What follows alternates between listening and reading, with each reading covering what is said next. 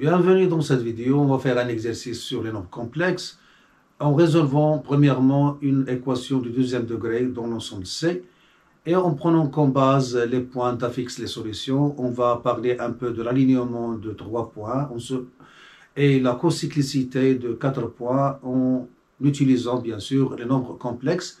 Et à la fin, on va faire une question pour se rappeler comment écrire un nombre complexe sous la forme exponentielle. Parce qu'on sait qu'un nombre complexe, on fait 4 écritures connues. L'écriture algébrique, l'écriture polaire, l'écriture trigonométrique et l'écriture exponentielle. Mais avant de commencer la résolution de l'exercice, jetons un coup d'œil sur son énoncé.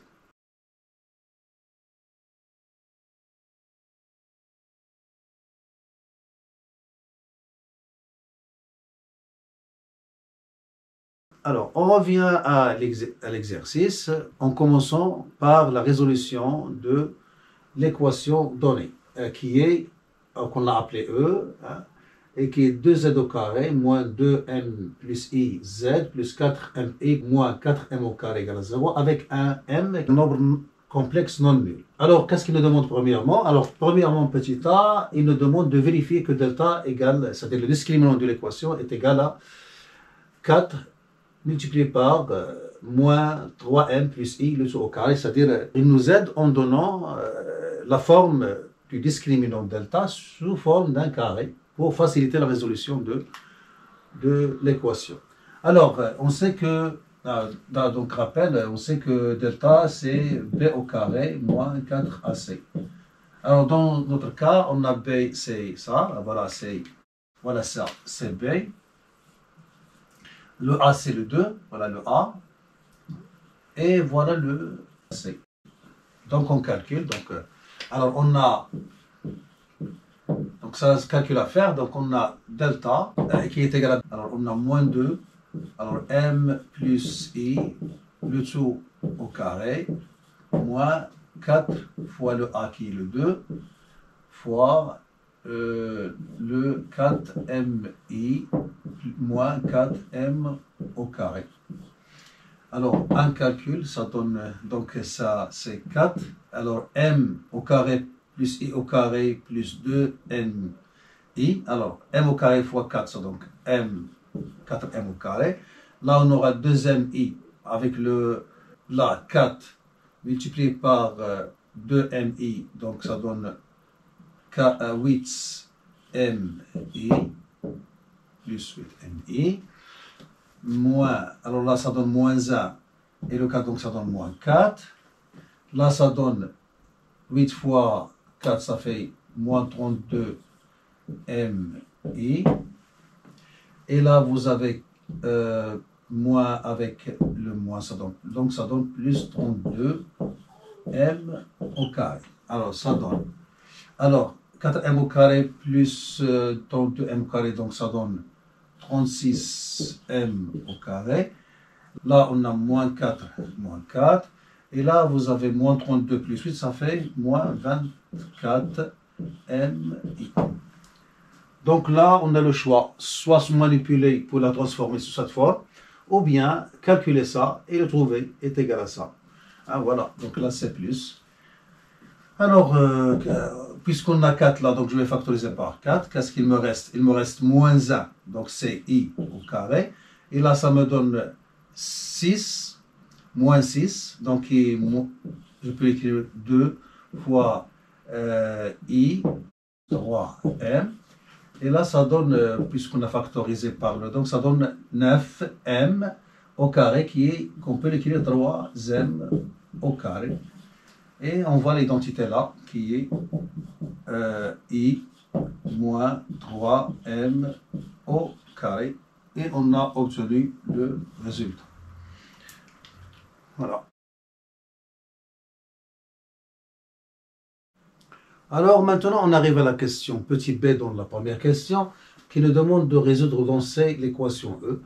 Alors, puisqu'on a trouvé le discriminant sous forme d'un carré, donc on peut extraire une racine carrée. Alors, on a delta égale à 4 I moins 3m au carré. Donc, une racine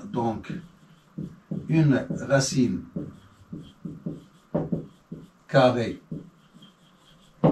de delta, et delta, petit delta, est égal à 2 facteur de I moins 3m. Alors, par suite, la première solution ZA est égale à moins B, c'est-à-dire 2 M plus I plus 2 I moins 3M sur 2A, c'est-à-dire sur 4, qui est égal à, alors 2M moins 6M, ça donne moins 4M, et là vous avez 2I, plus 2i, ça fait plus 4i sur 4, qui donne i moins m. Alors que la deuxième solution, Z2, est égale à 2m plus i moins la racine carrée, c'est-à-dire moins 2i moins 3m sur 2a, qui est égal à 4. Alors 2m plus 6m, ça donne 8m.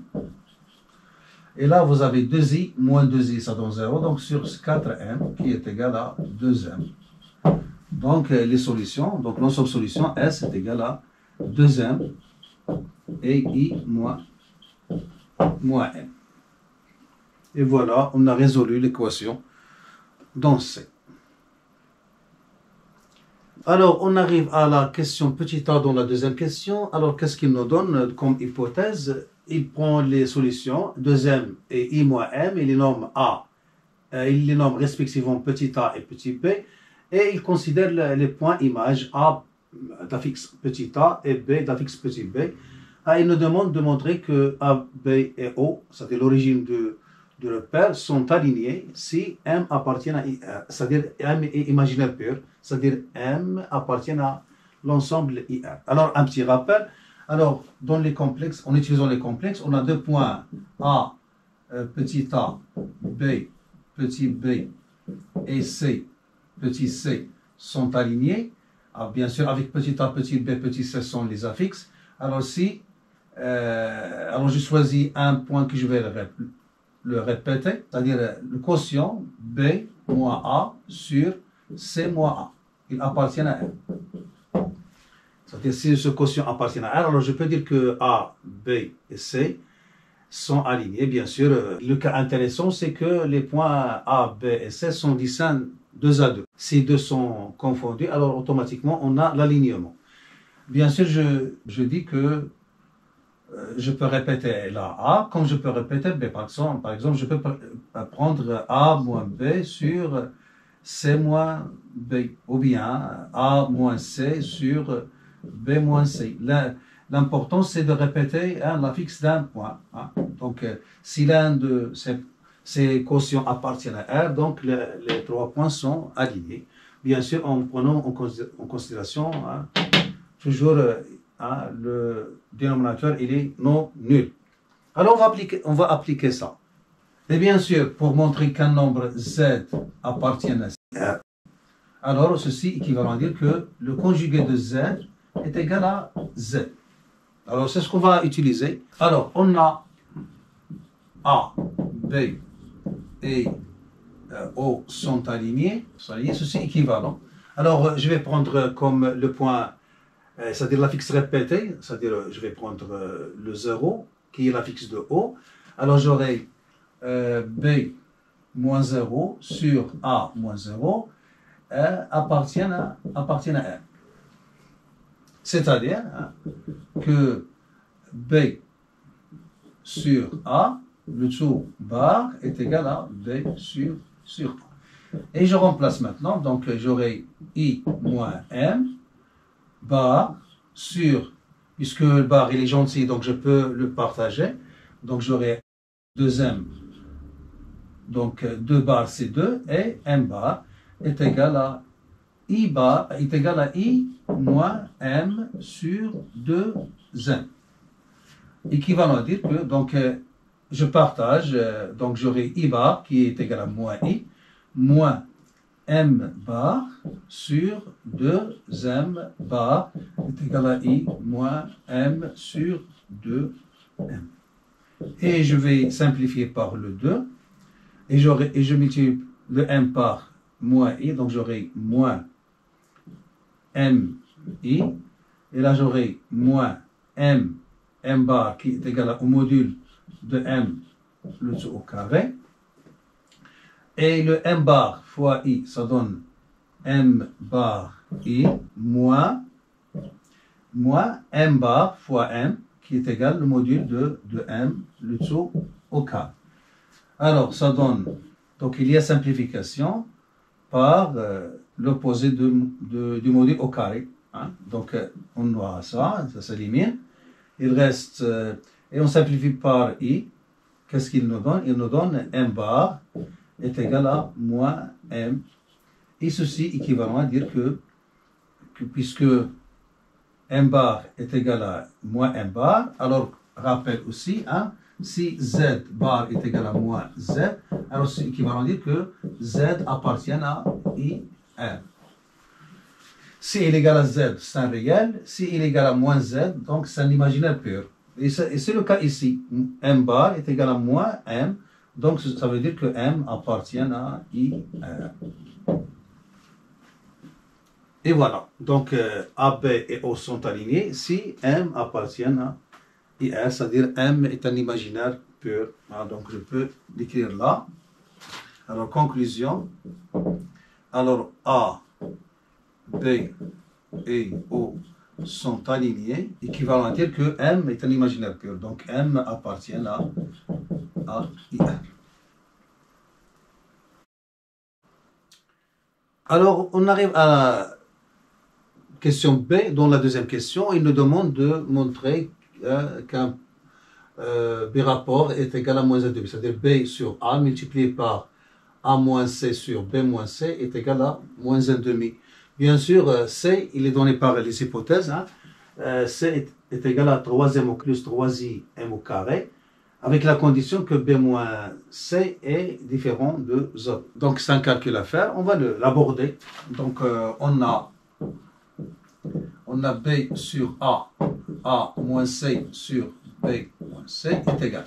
Alors, je remplace B par sa valeur, donc c'est I moins M, sur A qui est 2M.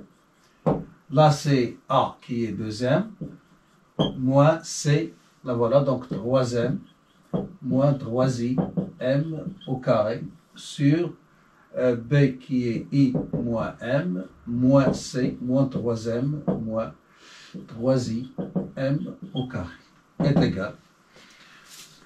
Alors, puisque j'ai la... Donc, j'ai la moins 1,5, donc je peux faire sortir le 1,5, donc j'aurai...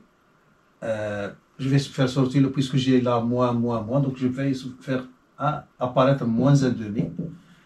Et qu'est-ce qu'il me reste? Il me reste I moins M. Moi, là, j'ai M, donc je vais simplifier avec ce M. Alors, qu'est-ce qu'il me reste? Il me reste 2 moins 3 qui me donne, donc ça c'est qui me donne moins 1, moins 3 I M, puisque j'ai simplifié par M, sur, alors il me reste là I, et là c'est moins 4M, et là c'est moins 3IM au carré. Alors là c'est plus, là c'est moins. Alors, puisque j'ai factorisé par le moins là. Alors, puisque je veux moins 1,5, donc ceci qui se trouve entre crochets, il doit donner 1. On va faire le calcul, donc il donne moins 1,5. Alors c'est moins I. Moins 1 avec le moins, ça donne plus 3M. Là c'est plus M. Et là c'est moins 3IM au carré sur moins I plus 4M plus 3IM au carré. Là c'est plus, voilà, c'est plus. Et vous voyez que ça donne moins I plus 4M plus 3im au carré sur la même quantité, donc ça donne moins 1,5 fois 1 qui est égal à moins 1,5. Donc pour le montrer, donc c'est égal à moins 1,5. Et on est arrivé au résultat. Alors on arrive à la deuxième partie de la question petit b de la deuxième question qui nous demande de déduire que peut-on déduire pour les points O, A, B et C, bien sûr en se basant sur le résultat qu'on a trouvé, c'est-à-dire cette égalité.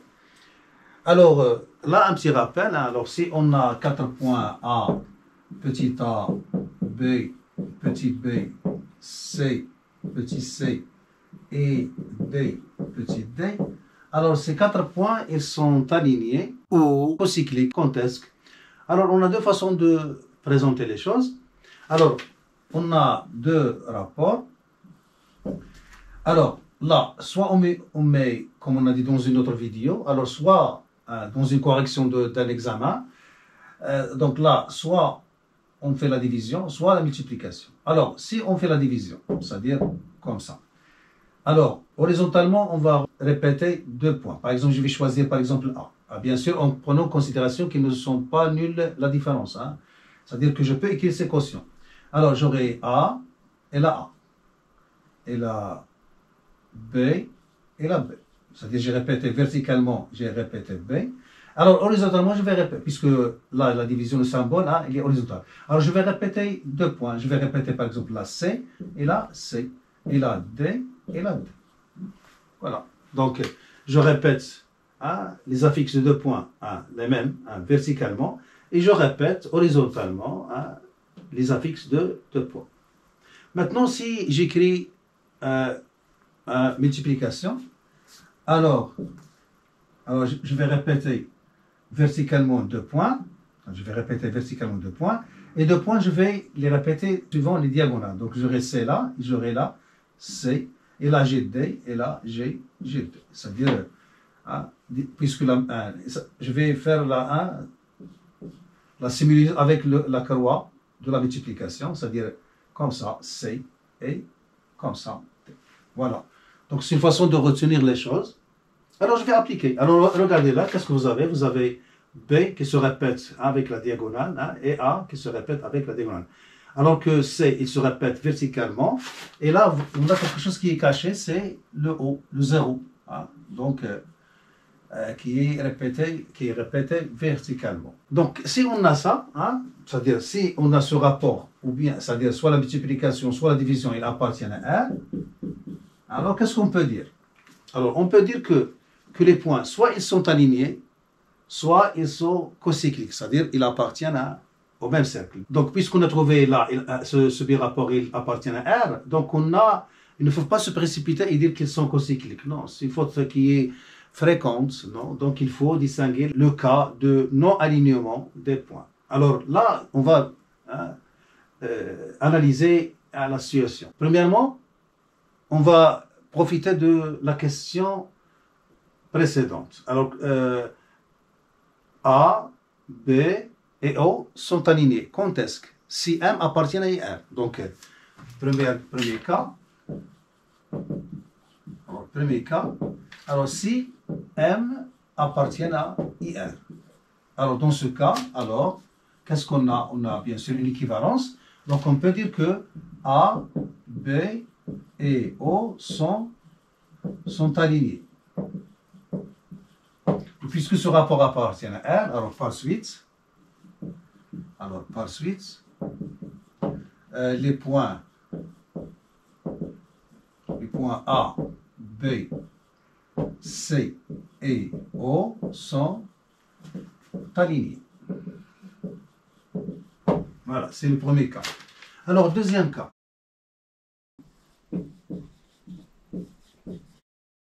Alors, on a montré dans la question précédente que si que AB et O sont alignés, si M appartient à R. Donc, on va tirer que A, B et O ne sont pas alignés, équivalent à dire que M n'appartient pas à IR. Donc, deuxième cas, si M n'appartient pas à IR. Donc, dans ce cas, A, B et O ne sont pas alignés. Par suite, les points A, B, C et O sont cocycliques puisque le résultat est réel. Alors A, B et O ne sont pas alignés.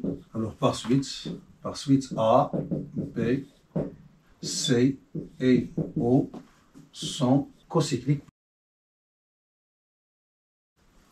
Voilà, et on a répondu à la question qui nous demandait de déduire quelque chose.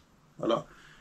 Alors, on arrive à la dernière question, la troisième, qui nous demande de donner la forme exponentielle du nombre b sur a, sachant que b est égal à i moins m, a est égal à 2m, et m est un nombre complexe de module 1, c'est-à-dire on peut l'écrire sous la forme exponentielle i alpha. Alors, c'est une question classique, puisque on fait un rappel. Alors, on sait que la forme exponentielle de nombre complexe exponentielle i alpha plus 1, en factorisant par l'angle moitié, c'est-à-dire i alpha sur 2 exponentielle, i alpha sur 2. Là, on aura i alpha sur 2 pour avoir la somme des exposants est égale à alpha plus exponentielle moins i alpha sur 2. Et celui-là, on peut le transformer, puisque on divise par 2 et on multiplie par 2. Donc, on aura 2 et sur 2, ça c'est cosinus alpha sur 2 exponentielle i alpha sur 2. C'est-à-dire, qu'est-ce qu'on a fait? On a multiplié par 2 et on a divisé par 2. Et ça donne le cosinus de alpha sur 2. Le 2, le voilà. Et exponentielle i alpha sur 2, le voilà. Donc, alors, la forme exponentielle de ce nombre dépend du signe de cos alpha sur 2. Donc, il vaut mieux le retenir. De même, on a pour exponentielle i alpha moins 1 est égal à 2i sinus alpha sur 2 exponentielle i alpha sur 2. Et là, pour trouver la forme exponentielle de ce nombre, il faut se rappeler que ça, c'est-à-dire i, c'est exponentielle i pu sur 2. Qui donne avec ça donne 2 sinus alpha sur 2 et exponentielle alpha sur 2 plus pi sur 2. Voilà, aussi le signe de sinus alpha sur 2 influe sur l'écriture complexe de ce nombre. Parce que s'il est négatif, on va faire un décalage de pi, puisqu'on aura ça négatif, donc on aura moins sinus alpha sur 2. Alors, moins sinus alpha sur 2, ça deviendra positif, et le moins, c'est moins 1, c'est-à-dire moins 1, c'est exponentielle i pi. Bien, on ajoute là. Hein. On ajoute un pi là, c'est-à-dire on fait un décalage de pi quand ça est négatif ou bien ça est négatif. Alors on va utiliser ça pour trouver la forme exponentielle de b sur a. Alors on commence, on a b sur a est égal, donc bc i moins exponentielle i alpha, on remplace 1 par exponentielle i alpha sur a qui est de exponentielle i alpha. Alors, avant de commencer à chercher la forme exponentielle de b sur a, il faut s'assurer que b sur a est non nul. Parce qu'un nombre complexe nul n'a pas de forme trigonométrique et exponentielle. Donc, parce qu'on parle dans le cours, vous conditionnez que le nombre complexe doit être non nul pour chercher son écriture trigonométrique ou complexe. Alors, b sur a est nul si le numérateur est nul. Donc, la première chose, si b sur a est égal à 0, c'est-à-dire exponentielle, c'est-à-dire i moins i exponentielle i alpha égale à 0, c'est-à-dire i alpha est égal à i, c'est-à-dire alpha est égal à pi sur 2, Parce que je ne peux pas avoir une autre valeur puisque alpha, il est compris entre moins pi et pi. Donc, le seul cas qui peut donner ça égal à 0, c'est le cas où alpha égale à pi sur 2. Alors, dans ce cas-ci, alors P sur A n'a pas de forme exponentielle.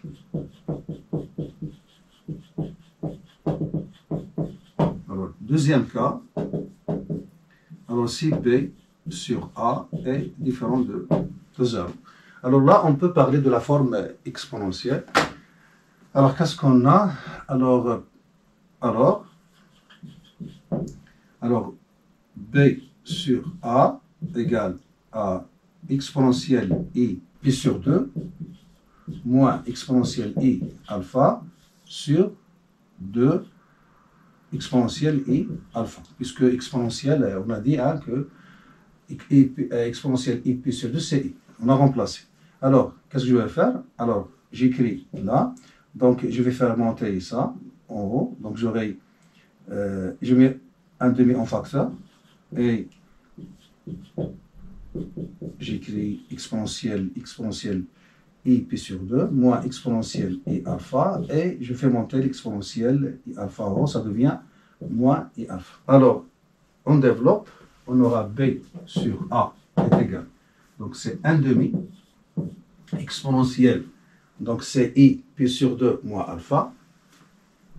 I pi sur 2 moins alpha. Moins 1. Voilà, et on est revenu à un cas de rappel, c'est-à-dire, on prononce ça, c'est θ. Donc, exponentielle I θ moins 1. Alors, on est arrivé à B sur A est égal à 1 demi exponentielle I pi sur 2 moins alpha moins 1. Alors, on applique ce qu'on a dit dans le rappel. Alors, est égal à 1 demi. Voilà, 1 demi. Et là, on va multiplier par 2i sinus de la moitié de ça, c'est-à-dire pi sur 4 moins alpha sur 2 exponentielle I pi sur 4 moins alpha sur 2. Alors, ça, on simplifie, ça donne 2 par 2, divisé par 2, ça donne 1, donc ça, il reste I sinus de pi sur 4 moins alpha sur 2 exponentielle I pi sur 4 moins alpha sur 2. N'oublions pas que I, c'est exponentielle I pi sur 2, sinus de pi sur 4 moins alpha sur 2, exponentielle I pi sur 4 moins alpha sur 2. Voilà. Alors, en appliquant les règles de calcul avec les formes exponentielles, on aura sinus de pi sur 4 moins alpha sur 2 exponentielle I, ce nombre plus ce nombre, c'est-à-dire pi sur 4 plus pi sur 2, ça donne 3 pi sur 4 moins alpha sur 2. Alors, cette écriture elle est candidate pour être la forme exponentielle de B sur A. Donc, il faut étudier le signe de sinus de pi sur 4 moins alpha sur 2. Alors tout d'abord, localisons l'intervalle où appartient, ou bien l'ensemble où appartient pi sur 4 moins alpha sur 2. Alors, on a alpha, il est compris entre moins pi et pi. Alors, n'oublions pas que ça, c'est l'expression d'une fonction affine qui est strictement décroissante. Alors, ceci implique que pi sur 4 moins alpha sur 2, alors, puisque c'est l'expression d'une fonction décroissante, donc il y a inversion de l'ordre, donc on aura là, strictement, il devient à droite, et inférieur égal, il devient à gauche. Alors, appliquons l'expression à pi, donc qui devient là. Alors, c'est pi sur 4 moins pi sur 2, qui est égal à pi sur 4 moins 2 pi sur 4, ça donne moins pi sur 4. Et là, ça devient pi sur 4 moins pi sur 2, ça donne pi sur 4 plus pi sur 2, ça donne 3 pi sur 4. Voilà. Alors, en utilisant le cercle trigonométrique, alors on est dans moins pi sur 4 jusqu'à 3 pi sur 4. Alors, vous voyez que là, le sinus, il est dans cet arc, là, le sinus est négatif, alors que dans cet arc, il est positif. Hein? Il est positif. Donc, s'il est négatif, donc on va faire un décalage de pi. Mais s'il est positif, donc on conserve l'écriture comme elle est. Alors, le premier cas, alors, quand est-ce que, alors, commençons par le calcul simple. Alors, quand est-ce que cette expression est entre 0 et 3 pi sur 4? Alors, premier cas. Alors, pi sur 4 moins alpha sur 2, il est inférieur strictement à 3 pi sur 4. Et bien sûr, on doit avoir le sinus différent de 0 pour ne pas avoir un nombre nul qui n'a pas de forme exponentielle. Et remarquons que ça est égal à 0 si pi sur 4 moins alpha sur 2 est égal à 0. C'est-à-dire alpha est égal à pi sur 2. Le cas qui est déjà exclu dès le départ. Donc là, on aura strictement supérieur à 0. Alors, alors maintenant, localisons alpha. Alors, pi sur 4 supérieur à 0 moins alpha sur 2 inférieur à 3 pi sur 4. Ceci implique que moins alpha sur 2 est bien équivalent à même. Et là, c'est moins pi sur 4. Et là, c'est 3 pi sur 4 moins pi sur 4, ça donne pi sur 2. Et je vais multiplier par moins 2. Donc, j'aurai moins 2 fois pi sur, ça donne moins pi. Inférieur strictement à alpha. Et là, ça donne plus pi sur 2.